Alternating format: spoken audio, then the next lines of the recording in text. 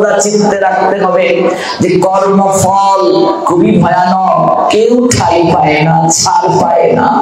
ভগবান তার মাকে ছাড় দেন নাই, প্রেমময়ী ছাড় পেলেন না।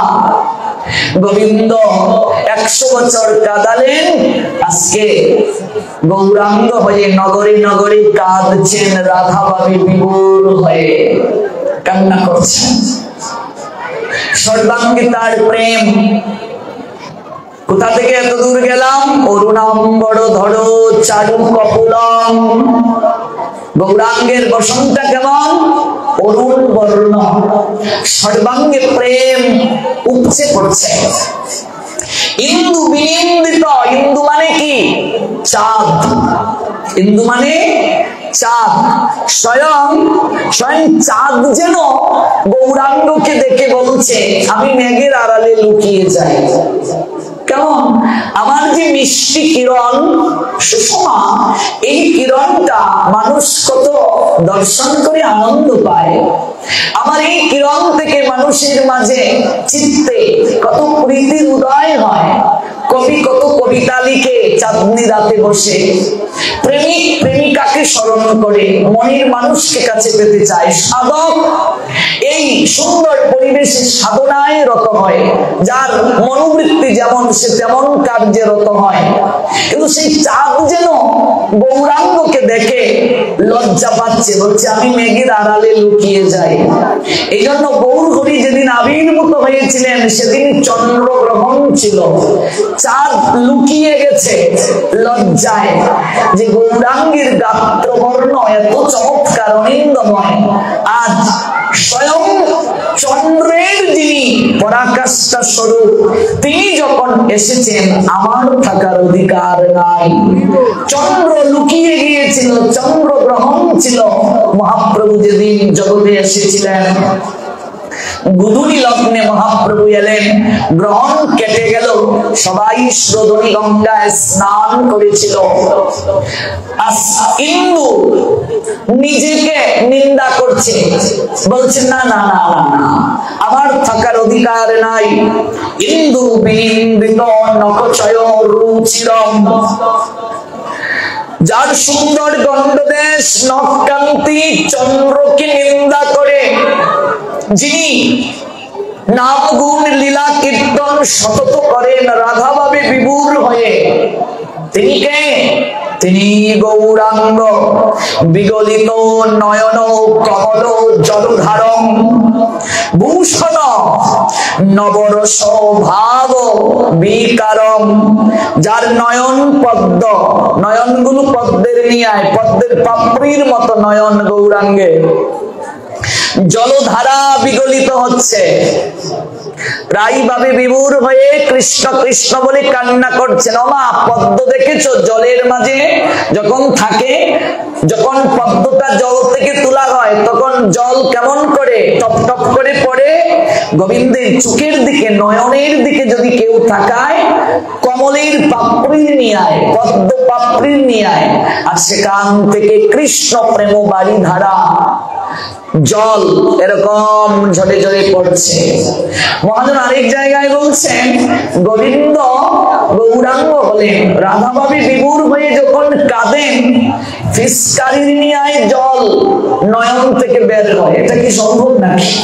কিন্তু গৌরহরি তিনি তো সাধারণ কেউ নয়, ভগবান স্বয়ং। তার নয়ন থেকে জল এমন করে বের হচ্ছে, সামনে যারা ছিলেন তারা ভিজে যেতেন। কৃষ্ণ কৃষ্ণ বলে তিনি যখন কাঁদেন, জগন্নাথ দর্শনে গেলেন, সেখানে তিনি নিজেকে রাধা চিন্তন করে, জগন্নাথকে কৃষ্ণ চিন্তন করে কাঁদছেন। মহাজন পদ রচনা করলেন, বধূ কি আর বলিব আমি, তুমি তো আমার সকলই জানো। আমি কি বলবো তোমায়, তুমি তো আমার সব জানো। আমার জীবন মরণে, প্রতি জন্মে জন্মে প্রাণনাথ হইও তুমি। চণ্ডীদাসের পর বধূ কি আর বলিব আমি, আমার জন্ম মরণে প্রতি জীবনে জীবনে প্রত্যেকটা জন্মে জন্মে যতবার জীবন পাবো তুমি আমার প্রাণনাথ হইও। শরণাগতিটা কেমন?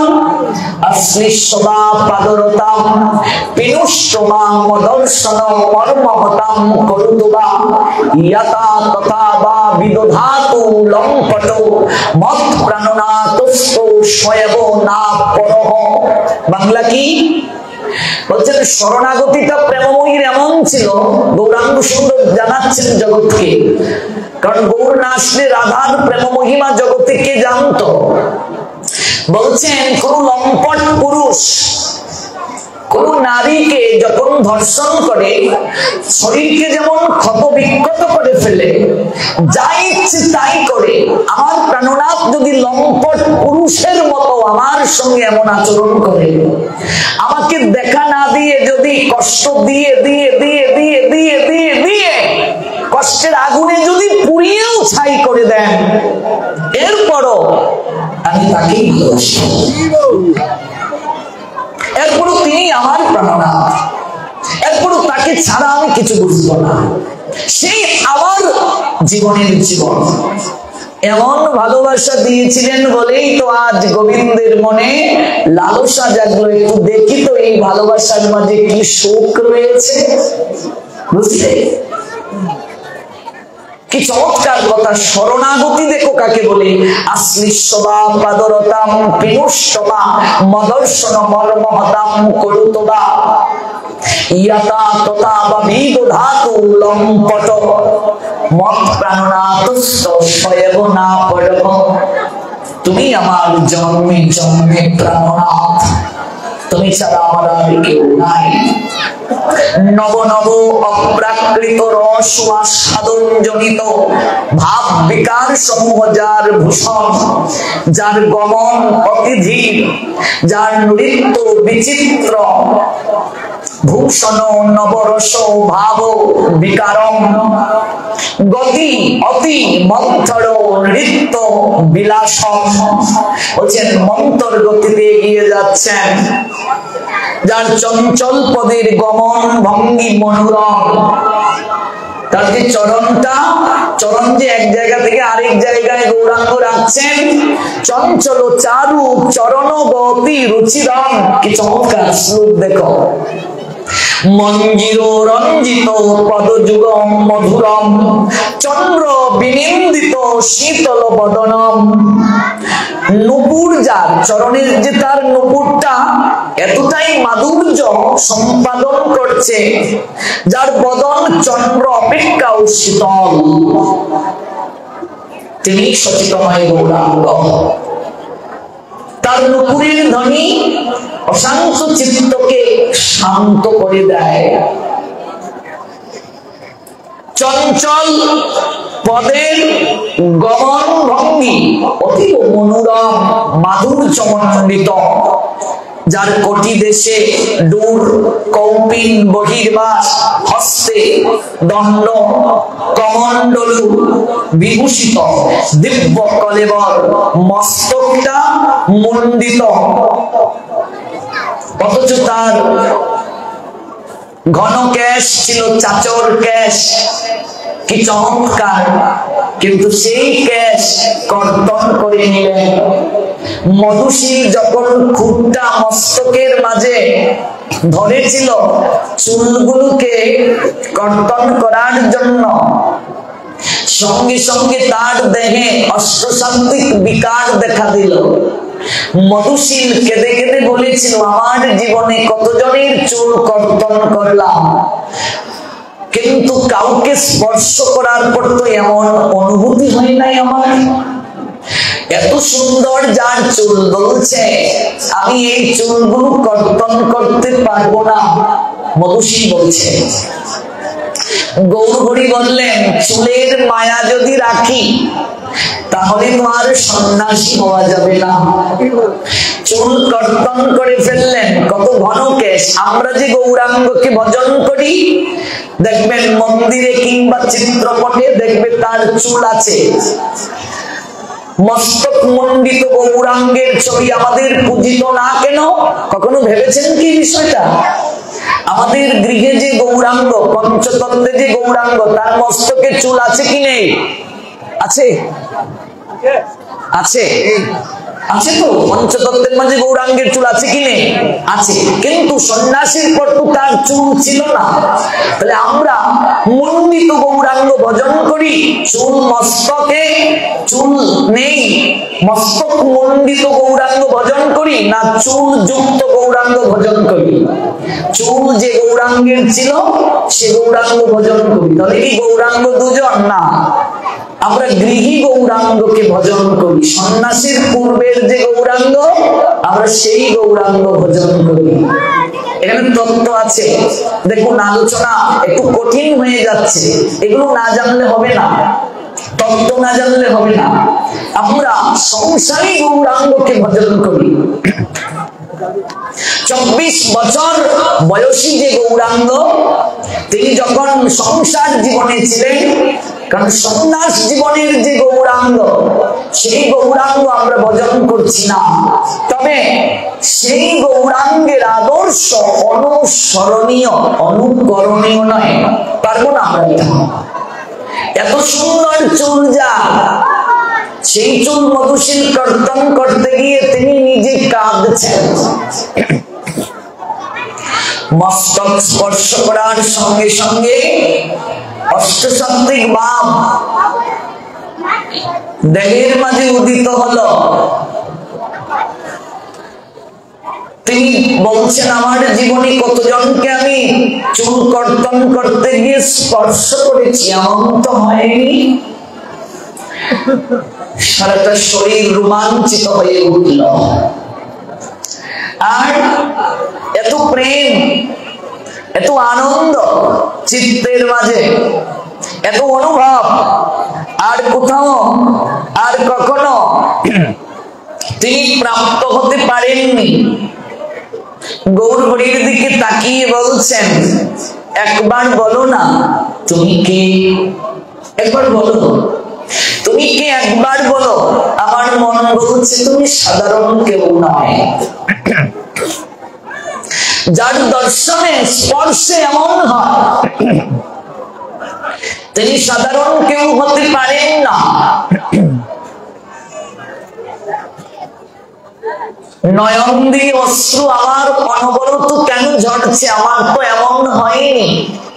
কি করতে মন চাচ্ছে তোমার?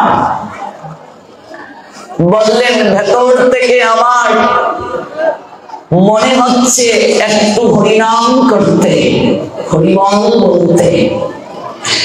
মধুশীল কুর হাতে নিয়ে নৃত্য করতে শুরু করলেন। গৌরহরি বললেন, মধু কি দেব তোমায়? করি, তুমি যে আমায় চুল ফেলে দিলে, তোমার পারিশ্রমিক আমি কি করে দেব? আমি জীবন কামলাম, এক বস্ত্রে গৃহ ছাড়লাম, আমার যে কিছু নেই হাতে, তবে হিসাবের খাতায় তুলে রাখো, অন্তিমে সকল পাওনা মিটিয়ে দেব। মধুশীল অবাক হয়ে তাকাচ্ছে গৌরহরির দিকে। অন্তিমে সকল পাওনা মিটিয়ে দেবেন? অন্তিম কালে তোমায় পাবো কোথায়? গৌরহরি জানালেন, আমি সর্বত্রই আছি, কেবল ভক্তি আর প্রেমে একবার যদি কেউ আমায় ডাকে, আমি তৎক্ষণাৎ তার নিকটে এসে আবির্ভূত হই। একবার যদি কেউ আমায় স্মরণ করে ভক্তি প্রেমে, আমি তৎক্ষণাৎ তার নিকটে আবির্ভূত হই।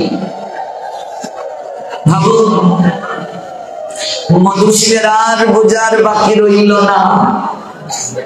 খুঁটটা হাতে নিয়ে নৃত্যরত মধুশীল এবার গৌরাঙ্গের দুটো চরণে লুটিয়ে পড়ল। প্রভু, প্রভু, আমি তোমায় চিনতে পেরেছি। তুমি নিজেকে লুকিয়ে রাখলেও আমার কাছে ধরা পড়ে গেছো। প্রভু, আমি একটা ভিক্ষা চাইবো তোমার কাছে, দেবে কি চাও মধু? এই খুন আমি তোমার চরণে অর্পণ করলাম। কেন? যে খুন দিয়ে আমি তোমার মাথায় স্পর্শ করেছি, তোমার চুল কর্তন করেছি, আমি এই খুর দ্বারা অন্য কারো আর মস্তক মুন্ডিত করতে পারবো না, কারো চুল আর কর্তন করতে পারবো না। অনন্তকালের জন্য তুমি আমাকে তোমার রাতুল রাঙ্গার চরণে আশ্রয় দান করো। আমার নিবেদন, আমার প্রার্থনা, তুমি বললে অন্তিম পাওনা মিটিয়ে দেবে।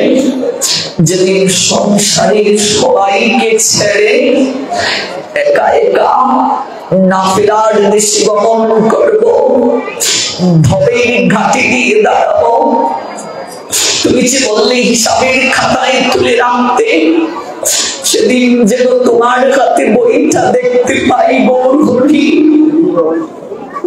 সেদিন তুমি তোমার চরণ তরি নিয়ে ভবের ঘাটে, ভব নদীর ঘাটে এসে এই পতিত পাগল বাসনটিকে তোমার চরণ তরিতে তুলে নিয়ে ভব নদী পার করে দিও।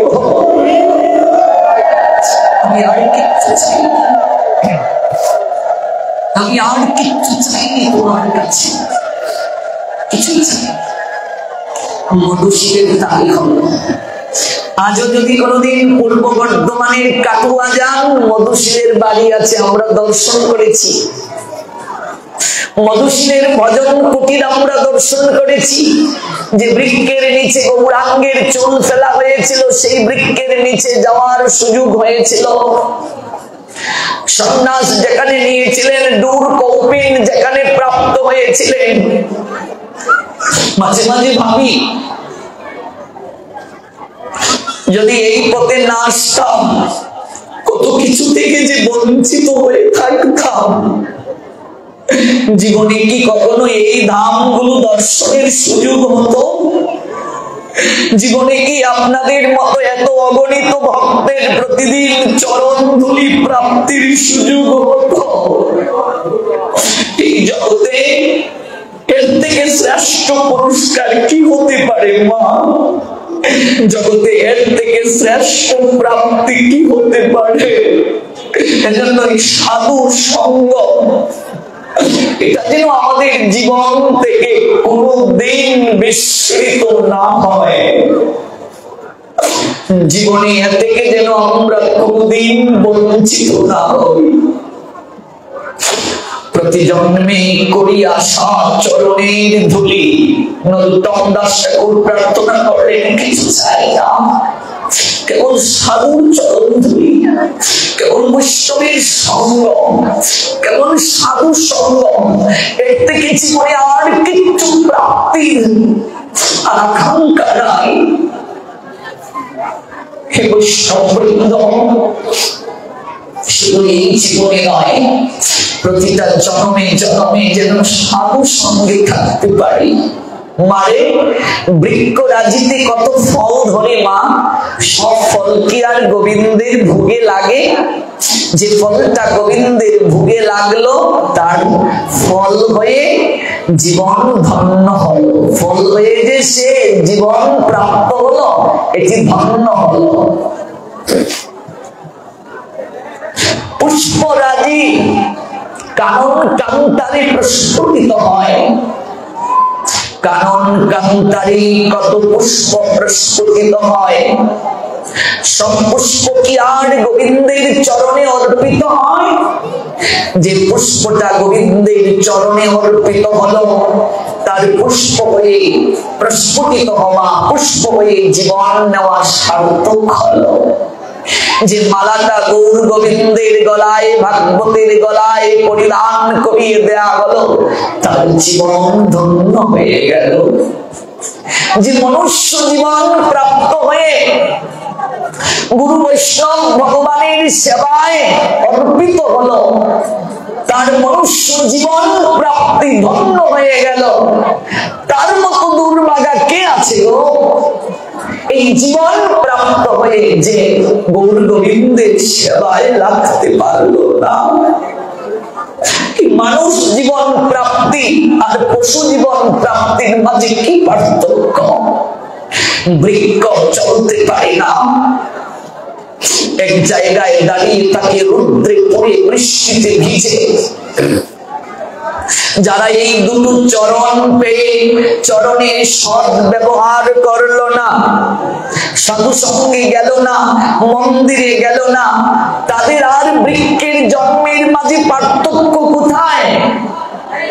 এই বদন পেয়ে যারা কৃষ্ণ গুণ কীর্তন করলো না, এই বদন পেয়ে যারা একটিবার ভগবানের গুণ কীর্তন করলো না, তাদের আর বুবার মাঝে পার্থক্য কোথায়?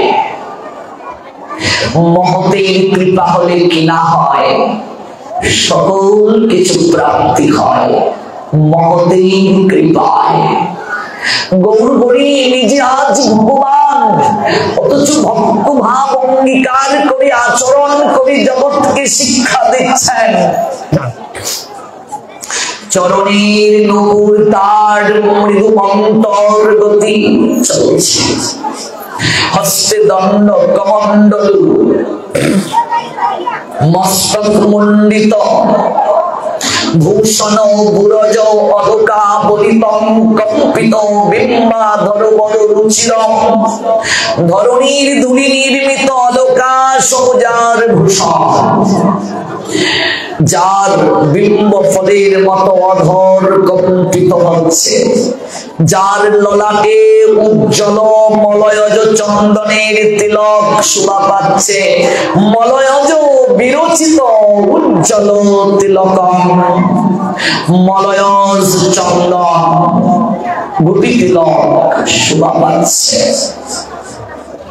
নিন্দিত অরুণ কমল দল লোচনম, যার নেত্র অর্থাৎ চোখ রক্ত পদ্মের পত্র তুল্য, আজানু লম্বিত শ্রীভুজ যুগলম, বাহু যুগলের জানুদেশ পর্যন্ত বিলম্বিত, কলেবর কৈশোর নর্ত কবেশম, কিশোরের মতো গায়ে আয়তন, নর্তক বেশ নেচে নেচে যাচ্ছে, বাহু ঊর্ধ্বম, বাহু দুটো তুলে। বাচ্চা দেখবেন, কিশোর যেমন দেখবেন একটু গান গেয়ে গেয়ে নেচে নেচে এমন করে দুলে দুলে যায়, বয়স বাড়ার সঙ্গে সঙ্গে স্থিরতা ধীরতা আসে। গৌরাঙ্গ সুন্দরতাই নিন্দিত বরুণ কমল দল লোচনম, আজানু লম্বিত শ্রীভুজ যুগলম, কলেবর কৈশোর নর্ত কবেশম। নর্তক যেমন এমন করে নেচে নেচে যায়, কিশোর যেন নেচে নেচে যাচ্ছে। 24-এর উপরে বয়স, সন্ন্যাস নিয়ে যখন দক্ষিণ ভারতে গেলেন, এরপর মনে হচ্ছে যেন নব কিশোর এই মাত্র যৌবনে পড়েছেন। দুটো বাহু তুলে নেচে নেচে যাচ্ছেন, অরুণ বরণ, অরুণ বরণ বসন, আহা উপবেদ শোভা পাচ্ছে। আবার নকুরের ধ্বনি, আহা কি মধুর, নেচে নেচে যাচ্ছে। দেখিয়া প্রভুর সেই হরি সংকীর্তন, মাতিয়া উঠিল প্রেমে দুই চারজন প্রভুকে দর্শন করে আর হরিনাম শুনে ওরা মাতুয়ারা হলো, মেতে উঠল। গ্রাম্য লোকজনের নয়নে বহে বাড়ি, বহু লোক আসি দাঁড়াইল দেখিতে সারি সারি, কারো কারো চোখ বেয়ে ঝরঝর করে জল ঝরছে। আহা গো কি চমৎকার, দেখো দেখো, এমন নবীন সন্ন্যাসী তো কখনো দেখিনি। কত লোক দাঁড়ালো, কুলবধূ ঘর থেকে বের হয়ে এসে রাস্তায় দাঁড়ালো, যে কোনোদিন ঘর থেকে বের হয়নি কুলবধূ, সেও এসে রাস্তায় দাঁড়ালো। আরো দেখো দেখো দেখো, কৃষ্ণ প্রেমী মত্ত নবীন সন্ন্যাসী, এই কথা কানাকানি করে ঘুগাবাসী। চৈতন্য চরিতামৃতটা পড়বেন। এই কলিযুগে যারা চৈতন্য চরিতামৃত গ্রন্থে রাখে না, ওরা দুর্ভাগা। এই কলিযুগে যারা চৈতন্য চরিতামৃত পড়লো না, ওরা সত্যিই দুর্ভাগা। কারণ সচিত নয় গৌর হরির অভিন্ন দেহ এই চৈতন্য চরিতামৃত। স্বয়ং মহাপ্রভুই যেন এখানে শুয়ে আছেন, অবস্থান করছেন। ঘুগাবাসী ওই গ্রামের লোকজন দেখছে নবীন সন্ন্যাসী প্রেমে মত্ত। সন্ন্যাসী কি বলছেন? কোথায় প্রাণীর কৃষ্ণ, বলি প্রভু ডাকে, কখনো বা হাত তুলি ঊর্ধ্ব মুখে থাকে। হে প্রাণ কৃষ্ণ তুমি কোথায়? এই কথা বলে কাঁদছেন আর বাহু দুটো তুলে গগন পানে তাকিয়ে নয়নের জল বরিশন করছেন। যেমন রাধারানী মথুরার রাজপথের দিকে মুখটা তুলে অপেক্ষা করতেন, প্রাণ কৃষ্ণ প্রাণনাথ শ্যাম সুন্দর বুঝি আসবে না। এমন করে রাধা ভাবি বিভুর গুরাজ দুটো বাহু তুলে গগন পানে তাকিয়ে আছেন, কোথায় কোথায় আমার কৃষ্ণ? শ্রীকৃষ্ণের প্রেমী মত্ত হইল নিমাই, এমন উন্মাদ মুই কবু দেখি নাই। প্রকাণ্ড এক গর্ত ছিল সড়কের ধারে, আবেশে গড়ায়ে প্রভু তাহারও ভিতরে। প্রেমে বিভোর হয়ে সড়কের ধারে একটা গর্ত ছিল, গর্তের মাঝে গিয়ে প্রভু গড়াগড়ি করে পড়ে গেছেন। নৃত্য করতে করতে প্রভু যখন গর্তের মাঝে পড়ে গেলেন, রোমাঞ্চিত কলেবর তার শরীর, সারা দেহে আলোর জ্যোতি। ভক্তগণ গিয়ে লুটিয়ে পড়ছেন প্রভুকে তোলার জন্য। যে একবার স্পর্শ করছে তার মাঝেও প্রেম লাভ হচ্ছে। গৌর প্রেমানন্দে ছুঁয়াচে রোগীকে যে স্পর্শ করে তার শরীরে যেমন ওই ভাইরাসটা যায়, কৃষ্ণ প্রেমে বিভোর তাকে যদি কেউ স্পর্শ করে, আলিঙ্গন করে, অসাধুর চিত্তেও প্রেম লাভ হয়ে যায়। এজন্যই কীর্তনে এসে আলিঙ্গন করি আমরা, ভাগবত পাঠে গিয়ে আলিঙ্গন করি আমরা। ওই আলিঙ্গন করতে করতে যদি কোনোদিন আপনার ভাগ্য এমন হয়ে যায় কৃষ্ণ ভাবে বিভোর কারো সঙ্গে আপনার প্রেমালিঙ্গন হয়ে যায়, জীবন ধন্য হয়ে যাবে। শুধু বাইরের রূপ নয় গো, ভেতরে ভাব। গৌরাঙ্গ স্পর্শে অনেকেই নাচছে। আর এই দৃশ্য দেখছেন, তার পাশে দুতলা একটা অট্টালিকার ছাদের উপর থেকে একজন বেশ্যা, তিনি ওই ছাদের উপরে বসে এই দৃশ্য দেখছেন। ওই বেশ্যার নাম হলো বারমুখী। এই বারমুখী বেশ্যা ছাদের উপরে বসে, তার প্রাণের সখী নাম হচ্ছে মীরা। মীরাকে বলছে, দেখ দেখ সখী, এমন সাধু তো কখনো দেখিনি রে। ওকে দর্শন করার সঙ্গে সঙ্গে আমার এমন কেন হলো? সখী রে, আমি তো অন্ধকার জগতের বাসিন্দা। আমার কাছে যারা আসে ওরা কামনা চরিতার্থ করার জন্য। জীবনে এমন করে সাধু দর্শনের সৌভাগ্যবতী আমি হই নাই। সখী, আমার মন বলছে এই সাধু সাধারণ কেউ নয়, এই সন্ন্যাসী সাধারণ সন্ন্যাসী নয়। যদি একটিবার নিকটে গিয়ে তাকে একটু প্রণাম দিতে পারতাম। বারমুখী বেশ্যা বলছে ছাদের উপর থেকে, সখী রে, ওই সন্ন্যাসীর নিকটে গিয়ে যদি একটা প্রণাম দিতে পারতাম, আমার মনে হয় এই বেশ্যা জীবন ধন্য হয়ে যেত। মীরা বলছে তুই কি করে যাবি রে, তুই তো অপবিত্রা, আমরা অপবিত্রা।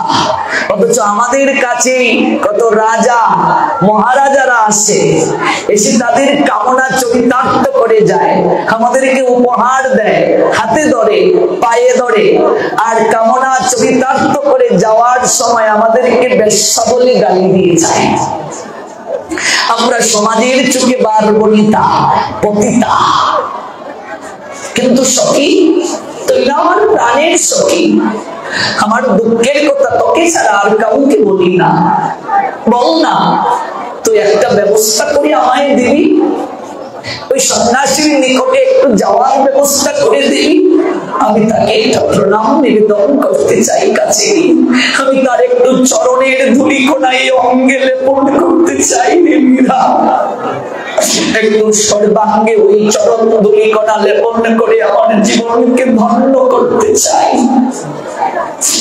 ওই বারোমুখী ছাদের উপর থেকে প্রাণসখী মীরাকে জড়িয়ে ধরে হাহাকার করছেন। এদিকে বালাজি নামে ওই গ্রামে এক ব্রাহ্মণ ছিলেন, তিনি দেখছেন এই কি কোথা থেকে এক সন্ন্যাসী, বাঙালি সন্ন্যাসী এসে গ্রামের সবাইকে আকুল করছে, আমার তো এখানে বাজার নষ্ট হয়ে যাচ্ছে, মার্কেট নষ্ট হয়ে যাচ্ছে, আমাকে তো আর কেউ ভালোবাসবে না, এই সাধুকে এখান থেকে সরাতে হবে। তাই বালাজি সবচেয়ে মনে রাখবে, মহাপ্রভুর সবচেয়ে বিরোধিতা করেছিল ব্রাহ্মণ সমাজ, কারণ মহাপ্রভু সংস্কারী ছিলেন, মহাপ্রভু জাতের ঊর্ধ্বে সবাইকে এনেছিলেন। তৎকালীন ব্রাহ্মণ সমাজ এগুলো মানতে পারে নাই, ওরা নিজেদের কৃতিত্ব ধরে রাখার জন্য মহাপ্রভুকে মারার জন্য চেষ্টা করেছিল।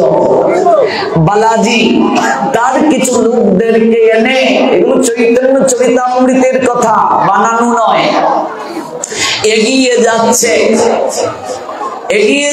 তারা, আর বলছে তোমরা ওর কথা শুনবে না, ও পাষণ্ড, মহাপ্রভুকে বলছে, ও ভণ্ড, ও মিছে মিছে কান্না করছে মানুষের আবেগ প্রাপ্তির জন্য, ও কিছু জানে না, তোমরা ওর কথা শুনিও না। এই কথা বলে মহাপ্রভুকে মারতে উদ্যত হচ্ছে। বাবু গৌরমানন্দে ভগবানকে মারতে যাচ্ছে। প্রত্যেক যুগে যুগে অসুর ছিল, রাবণ, কুম্ভকর্ণ, হিরণ্যকশিপু, হিরণ্যাক্ষ, জগাই, মাধাই, কংস, জরাসন্ধ, দুর্যোধন, দুঃশাসন, শিশুপাল, দন্তবক্র, বিরুদ্ধ শক্তি, আলোর সঙ্গে অন্ধকার, সুখের সঙ্গে দুঃখ, সুরের সঙ্গে অসুর, ভগবান সবাইকে জগতে সৃষ্টি করলেন, আর বিবেক দিলেন মন্দ বর্জন করো, ভালোটা গ্রহণ করো। বালাজি কয়েকজন লোককে নিয়ে সামনে যাচ্ছেন, গুগানগর গ্রামের যারা এতদিন বালাজিকে সম্মান করত, তারাই বালাজির সামনে দাঁড়ালো। হে ব্রাহ্মণ ঠাকুর, আপনি এই কার্য করতে পারেন না, উনি আমাদের গ্রামের অতিথি নারায়ণ স্বরূপ। এমন সন্ন্যাসী কাউকে দেখেনি, মন বলছে সাক্ষাৎ যেন নারায়ণ, আর তাকে আপনি মারতে যাচ্ছেন, মারতে গেলে আমাদেরকে মেরে যেতে হবে। বালাজি বলছেন মগজ ধুলাই করে ফেলেছে অল্প সময়ের জন্য, সরে দাঁড়াও, আমি ওর ভণ্ডামি দূর করব। মহাপ্রভু দূর থেকে মৃদু হেসে বলছেন আসতে দাও, কাছে আসতে দাও, তোমরা সরে যাও, আসতে দাও কাছে। বালাজি কিছু লোককে নিয়ে এগিয়ে যাচ্ছে গৌরকে মারার জন্য। গৌর হরি দূর থেকেই সাষ্টাঙ্গে প্রণাম দিলেন বালাজিকে। দেখুন বিনয় কাকে বলে। ত্রিনাদপি সুমিচন তরুরপি সহিষ্ণুনা ও মানি না মানবেন কীর্তনীয় সদা হরি। দূর থেকে প্রণাম দিলেন সাষ্টাঙ্গে। সাষ্টাঙ্গে প্রণাম দিয়ে বললেন হে ব্রাহ্মণ দেবতা, পূর্ব জন্মের সৌভাগ্যের কারণে, পুণ্যের কারণে আপনি এই ব্রাহ্মণ কুলে জন্ম নিয়েছেন। আপনি তো মস্তক, মস্তক থেকে জ্ঞান প্রকাশ হয়। আর আপনি উত্তেজিত কেন? ব্রাহ্মণের 9টি গুণের মাঝে একটি হলো পরশ্রী কাতরতা থাকা যাবে না, হিংসা রাখলে তিনি ব্রাহ্মণ বলে গণ্য নন। আপনার তো ক্রোধ মানায় না। আমি নবীন, সন্ন্যাসী হওয়ার যোগ্যতা নেই। আমি তো এসেছি আপনার কাছ থেকে কিছু জানার জন্য। গৌর প্রেমানন্দে। এত বড় পণ্ডিত মহাপ্রভু স্বয়ং ভগবান, তিনি বললেন আমি তো এসেছি আপনার কাছে কিছু জানার জন্য, কিছু শেখার জন্য, আপনার কাছ থেকে আচরণ শিখব। কিন্তু আপনি যদি ক্রোধ প্রকাশ করেন তাহলে এটা তো আমার দুর্ভাগ্য। গৌর প্রেমানন্দে। এই কথা বলে গৌর হরি চরণে লুটিয়ে পড়লেন। এবার একজন প্রণাম দিলে, আপনাকে একজন মারতে গিয়েছে, আপনি চরণে পড়ে গেলেন, সেই লোকটার অবস্থা কি হবে? হ্যাঁ, আপনাকে মারতে গেল, আপনি চরণে পড়ে গেলেন লম্বা হয়ে। হরিনাম দিয়া হৃদয়ে শুনিল, যাচি গিয়া ঘরে ঘরে। কাউকে মারলেন না মহাপ্রভু। কেন? তিনি শ্রেষ্ঠ। কৃষ্ণ থেকেও শ্রেষ্ঠ কেন? কারণ প্রত্যেক যুগে ভগবান অস্ত্র ধারণ করে অসুরকে নিধন করেছেন, আর এই যুগে মহাপ্রভু কাউকে মারলেন না, প্রেম দ্বারা জগৎকে ভাসিয়ে দিলেন, অসুরের আসুরিক ভাবটাকে নষ্ট করে দিলেন, ধুয়ে পরিষ্কার করে দিলেন। যখনই লুটিয়ে পড়লেন, ওই বালাজি ব্রাহ্মণ গৌরাঙ্গকে নিচ থেকে তোলার জন্য যখন স্পর্শ করলো, সঙ্গে সঙ্গে তার চিত্তে প্রেম লাভ হয়ে গেল। নিতাই গো শিবনাথ প্রেমানন্দে হরিব। স্পর্শের সঙ্গে সঙ্গে চিত্তের মাঝে প্রেম লাভ হয়ে গেল। বাহু তুলে বালাজি নৃত্য করতে শুরু করলো, আর করজুড়ে বলছেন, হে নবীন সন্ন্যাসী, আমার মন বলছে তুমি সাধারণ কেউ নাও। আমার জীবনে আমি কত সাধুর আলিঙ্গন পেয়েছি, কত জনের স্পর্শ পেয়েছি, আমার তো এমন হয়নি। আমার চিত্ত থেকে মুহূর্তের মাঝে ক্রোধ দূর হয়ে গেছে, অশান্ত চিত্ত শান্ত হয়ে গেছে, যেন আজ চিত্ত প্রেমে পরিপূর্ণ। কেন জানি মন বলছে তুমি আমার কতদিনের ছেলা, তোমায় যেন কোথায় দেখেছি। এমন কাউকে দর্শনের জন্য আমি অনন্তকাল ধরে অপেক্ষা করছি। মুহূর্তের মাঝে বালাজি দুটো বাহু তুলে হরিবল বলে নাচতে শুরু করলো। হরিবল হরিবল বলে নাচতে শুরু করছে। দুতলার ছাদের উপর থেকে 12 মুখী বেশ্যা বলছে, ওরে সখী মীরা, এই দেখ, এই দেখ, যে মারতে গেল তাকেও সে কোলে তুলে নিল, আলিঙ্গন দিল। আমার মতো বেশ্যা নিশ্চয়ই বঞ্চিতা হবে না রে।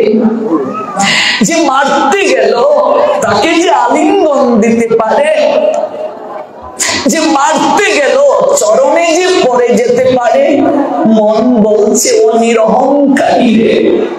আমি এমন সাধু কোথাও দেখিনি রে। ওরে মীরা, প্রাণ সখী আমার, আমায় একটিবার নিয়ে চল। আমি ওই নবীন সন্ন্যাসীর চরণে আমার জীবন উৎসর্গ করে আমি বেশ্যাবৃত্তি ছেড়ে দেব রে। আমায় একটিবার তার নিকটে নিয়ে যা। মীরা নিরন্তর নিশ্চয়, তুই যাবি না, আমি যাব। 12 মুখী ছাদ থেকে সিঁড়ি বেয়ে নামতে শুরু করলো। মীরা পিছনে পিছনে ডাকছে, 12 মুখী যাসনে, যাসনে, ওই সমাজের লোক তোকে শাস্তি দেবে, তোর ওইখানে যাওয়া উচিত নয়, এটা তোর জায়গা না, তুই বেশ্যা। 12 মুখী দৌড়ে যাচ্ছে। গ্রামবাসী দেখছে গ্রামের বেশ্যাটা দৌড়ে আসছে গৌরাঙ্গের চরণে লুটিয়ে পড়ার জন্য। সামনে কতজন দাঁড়ালো দেয়াল হয়ে, তুই কোথায় যাচ্ছিস? কেন? আমার বুঝি হরিনাম করার অধিকার নেই? আমার বুঝি গৌরাঙ্গ চরণে প্রণাম দেওয়ার অধিকার নেই? আমার বুঝি গৌর চরণ ধুলিকণা অঙ্গে মাথার অধিকার নেই? শুনেছি এই জগতে সবচেয়ে পাপী যে জগাই মাধাই, তাকেও নাকি তিনি কৃপা করে বক্ষে জড়িয়ে ধরেছেন। এই জগৎ সংসার যাকে ত্যাগ করেছে, তিনি ওনাকে গৌরাঙ্গ চরণে শরণ নিয়ে নিজের জীবনকে ধন্য করেছেন। তবে আমি কেন বাদ যাব? যে প্রেমের ঢেউ সব জায়গায় লাগলো, আমি কেন বঞ্চিত হব? বেশ্যা, তুই বেশ্যা, তোর এখানে অধিকার নাই। তোর মুখ দর্শনে পাপ হয়। গৌরহরি বলছেন, আসতে দাও, তাকে কেন আটকাচ্ছ? প্রভু, একটা বেশ্যা আসবে, বেশ্যা মহাপাপী। এই কলিযুগে মহাপাপীরই তো সবচেয়ে বেশি সাধু সঙ্গের অধিকার। মহাপাপীরই তো কৃষ্ণ নামের সবচেয়ে অধিকার। মহাপাপীরই তো হরি নামের সবচেয়ে বেশি অধিকার। আসতে দাও। দূর থেকে গৌরহরি অনুমতি দিলেন। বারোমুখী ধীরে ধীরে যাচ্ছে, চরণে নূপুর সর্বাঙ্গ অলঙ্কারে সুসজ্জিত, যেন শরীর থেকে হীরার ন্যায় জ্যোতি নির্গত হচ্ছে। আহা, কি চমৎকার! যেন কিরণে চারিদিক আলোকিত। প্রভু, আমি বেশ্যা, সমাজে নিগৃহীতা, লাঞ্ছিতা, বঞ্চিতা।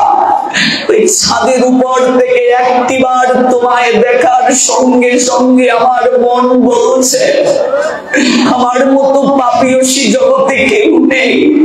আমার তো জীবনে এমন অনুভূতি কোনোদিন হয়নি। তোমায় দেখার সঙ্গে সঙ্গে আমার এমন অনুভূতি হয়েছে। আমি বেশ্যাবৃত্তি ছেড়ে দিতে চাই। আমার কি কোনো শুদ্ধ হওয়ার সুযোগ নেই? আমার কি কোনো উপায় নেই, বিধান নেই? গৌরহরি দূর থেকে তাকিয়ে বললেন, মারে মা, সর্বাঙ্গে এত অলঙ্কার, রাজকীয় শাড়ি, এই ঐশ্বর্যের বেশ ধারণ করে তো বিশুদ্ধ হওয়া যায় না রে মা। পারবি ব্রজের বেশ ধারণ করতে, ব্রজের ভাবে দেহটাকে সাজাতে? তুই কি পাপ করেছিস রে মা?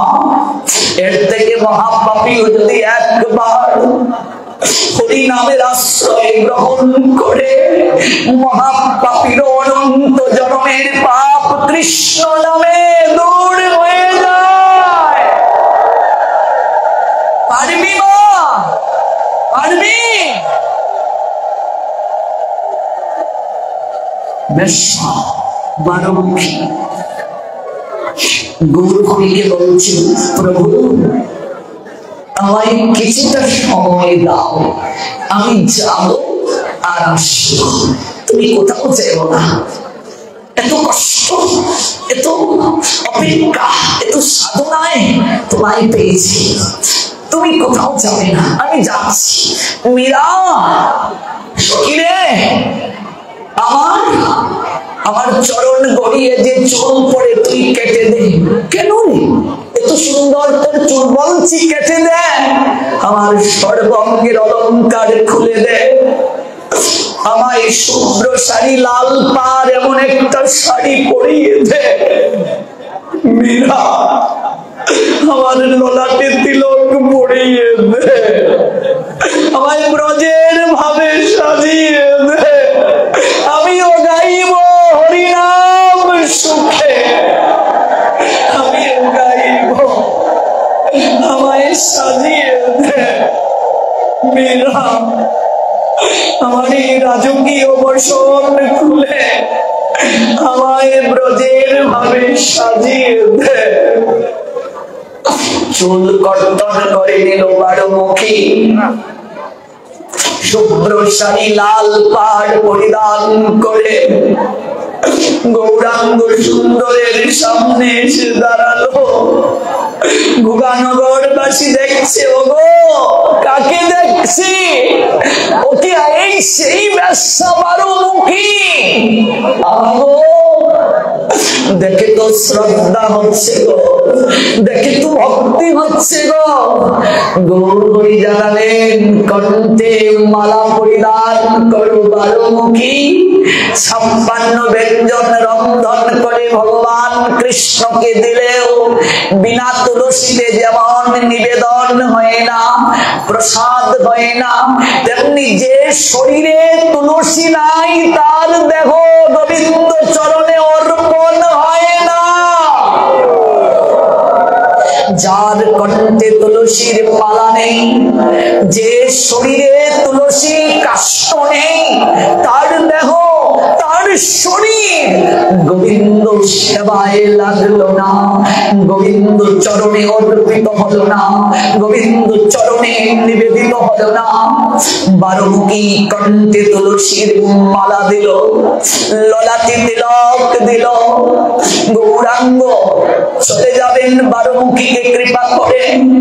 দূর থেকে লুকিয়ে কেঁদে কেঁদে বারোমুখী বলছে, গৌর হরি তুমি চলে যাবে, তুমি আমায় জীবন দিলে, তুমি আমায় নতুন করে সৃজন করলে, তোমার বিরহে কি করে থাকবো? মায়ে বেশ্যাও দেবী হয়ে যায় কৃষ্ণ নামের আশ্রয়ে। লক্ষ্মীরা কি ছিল? বেশ্যা ছিল। আজ দেবী রূপে পূজিত হলেন একমাত্র নামাচার্য হরিদাস আর কৃষ্ণ নামের কৃপায়। বারোমুখী গৌরাঙ্গ কৃপা আশীর্বাদ প্রাপ্ত হয়ে সকল সম্পদ যা সে উপার্জন করেছিল গরিব কাঙ্গালকে বিলিয়ে দিল। সেদিন থেকে জল খেয়ে, ফল খেয়ে, হবিষণ্য খেয়ে কৃষ্ণ ভজন করতে শুরু করলো। যারা বেশ্যা বলে তাকে তিরস্কার করত, আজ তারা আসে বারোমুখীকে একটা প্রণাম দেওয়ার জন্য। এই সাধু সঙ্গ, কৃষ্ণ নাম অসুরকে সুর করে, বেশ্যাকে দেবী করে, চরিত্রহীনকে বৈষ্ণব করে, নামের তো কৃপা। আমার গৌর পরশমণি রে, আমার গৌর পরশমণি। পরশমণির স্পর্শে যেমন ধাতুর রূপ পরিবর্তন হয়, তেমনি গৌরাঙ্গ পরশ পাথরের স্পর্শে, নামের স্পর্শে অচেতন চেতনা পায়। মরুভূমির ন্যায় যার চিত্ত, তার চিত্তেও প্রেমের সঞ্চার হয়। এ তিন ভুবন আনন্দে ভরিল, উঠিল মঙ্গল সুর, কহে প্রেমানন্দ এমন গৌরাঙ্গে রতি না জন্মিল মোর। এমন করুণার নিলয়ে গৌরাঙ্গে যদি আমার মতি না জাগলো গো, আমার ভক্তি যদি উদয় না হলো গো, আমার প্রেম যদি না জাগলো গো, কোটি কল্পে নাহি কো নিস্তার। আসা যাওয়া বারণ হবে, আসবো আর যাবো নিবর্তন্তে মৃত্যু সংসার বর্তনী। কলিহত জীব যাদের মালা নেই, জপমালা, ওরা কলিযুগে কোনদিন উদ্ধার প্রাপ্ত হবে না। আপনি যে যুগে বাস করছেন, যুগ ধর্ম আপনাকে জানতে হবে। কলির যুগ ধর্ম নাম সংকীর্তন। কলির ভগবান স্বয়ং গৌর হরি। গৌর হরির উপরে কোন কার্য করলে হবে না, তার আইনের বিরুদ্ধে গেলে হবে না, তার বিধানকে লঙ্ঘন করলে হবে না। গৌর যে শিখাইল নাম সেই নাম গাও। 5 জন যদি সদস্য হয় 5টা জপমালা, জপমালাই আমাদের বৈকুণ্ঠে যাওয়ার টিকিট। আপনি দুমালা করুন, দুমালাই শুরু করুন তুলসীকে পাশে রেখে। দুমালাই ধীরে ধীরে আপনাকে সুমালায় নিয়ে যাবে। কিন্তু ছেলে বিয়ে করিয়ে বউ এনে মালা নেব, বয়স জপমালা নেব, এই ভুল করবেন না। সময় গেলে সাধন হয় না। তুলসী স্নান প্রণাম পরিক্রমা এটা বর্জন করা যাবেই না, কারণ যে তোমার শরণ লয় তার বাঞ্ছা পূর্ণ হয়। আমাদের বাঞ্ছা কি? কলিহত জীবের বাঞ্ছা কি? একবার যেন নয়ন আনন্দে গৌর দর্শন করতে পারি, যুগল দর্শন করতে পারি। নয়নে হেরিব সদা যুগল রূপ রাশি, এটাই আমাদের বাঞ্ছা। এর উপরে আর কি বাঞ্ছা হতে পারে গো? তাই আমরাও গাইব হরিনাম সুখে। ও হোক অপরাধ, গুরুদেব বৈষ্ণব কৃপা করে ধীরে ধীরে অপরাধ থেকে আমায় সরিয়ে আনবেন। কিন্তু গাইতে হবে, নামতে হবে জলে, চেষ্টা করতে হবে সাঁতার শিখতে। একটু জল খাবো, কিন্তু জল খাওয়ার ভয়ে, ডুবার ভয়ে যদি জলে কেউ না নামে, সাঁতার শিখতে যেমন পারে না, অপরাধ হবে বলে নামের আশ্রয় যে নেয় না, তার জীবনে প্রেম লাভ হয় না। এই জন্য অপরাধ হোক, নামের আশ্রয় নিতে হবে। হোক না অপরাধ, শুদ্ধভাবে পারি না, একদিন হবে। এক জন্মে না হোক, কোন এক জন্মে হবে। লেগে থাকতে হবে, যুক্ত থাকতে হবে। যুক্ত থাকলে মুক্ত পাওয়া যায়। প্রতিদিন 1 অধ্যায় গীতাটা পড়ুন। সংস্কৃত পারেন না, বাংলা অনুবাদটাই পড়ুন, দেখবেন দদামি বুদ্ধি আদম, ভগবান একদিন বুদ্ধি যুগ দান করবেন। কত বোঝাচ্ছ কেন? ভগবান বুদ্ধি যুগ দান করবেন, দদামি বুদ্ধি আদম, ভগবান বুদ্ধি যুগ দেবেন। কিন্তু যুক্ত থাকাটা খুবই গুরুত্বপূর্ণ। যুক্ত নামের মাধ্যমে, যুক্ত কথার মাধ্যমে, যুক্ত হলো সাধু সঙ্গের মাধ্যমে। সাধু সঙ্গে একমাত্র হরিনাম যেন করতে পারি, এটাই ভিক্ষা, এটাই চাওয়া, এটাই একমাত্র প্রাপ্তি, এটাই একমাত্র প্রাপ্তির জন্য হাজারি। এর উপরে আর কিছু না, এর উপরে আর কোনো লালসা না। কিন্তু প্রকৃত সাধুর সঙ্গ, প্রকৃত সাধুর নৈকট্যে যাওয়া, তাহলেই জীবন ধন্য হবে। যে কারো মুখে হরিকথা শ্রবণ নয়, কৃষ্ণ বিদ্বেষী, গৌর বিদ্বেষী, গীতা বিদ্বেষী, নাম বিদ্বেষী, এমন কারো মুখে হরিকথা সর্বের বিষের নিয়ায়। যতটুকু ভক্তি আছে নষ্ট হয়ে যাবে, যতটুকু প্রেম আছে নষ্ট হয়ে যাবে। ভাগবত শুনো গিয়া বৈষ্ণবের নিকটে, ললাটে যার তিলক নাই, কণ্ঠে যার মালা নাই, আহার যার শুদ্ধ নাই, তার বেশ আসনে বসে ভাগবত কিংবা গীতা পাঠ করার যোগ্যতা নাই। এমন কারো মুখে হরিকথা আমাকে ভক্তি থেকে দূরে সরিয়ে দেবে। আসুন গৌরাঙ্গ চরণে প্রেমাঞ্জলি দিয়ে আমরা গৃহে ফিরব।